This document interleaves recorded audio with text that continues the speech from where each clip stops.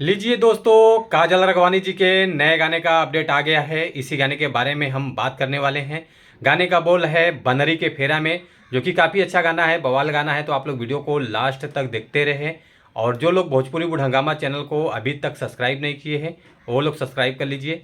चलिए वीडियो को शुरू करते हैं। नमस्कार दोस्तों, मैं हूँ सतीश और आज हम जिस गाने के बारे में आप लोगों से बात कर रहे हैं, गाने का बोल है बनरी के फेरा में, जो कि इस गाने को गाया है सुमित सिंह चंद्रवंशी जी है। और ये गाना डुएट सॉन्ग है शिल्पी राज जी के साथ में। काफ़ी अच्छा गाना है, बवाल गाना है।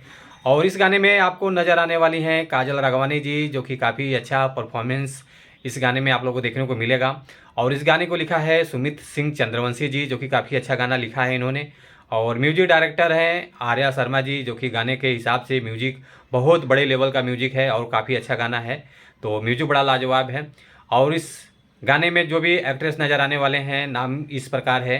काजल राघवानी जी हैं, सुमित सिंह चंद्रवंशी जी हैं और विकास यादव जी हैं, जो कि काफ़ी अच्छा लोग बवाल मचा रहा है इस गाने में। और ये गाना रिलीज़ करके 8 दिन हो गया है। तो 8 दिन में जो गाने का रिस्पॉन्स है, व्यूज़ जो मिला हुआ है 2,78,000 व्यूज़ आ गया है।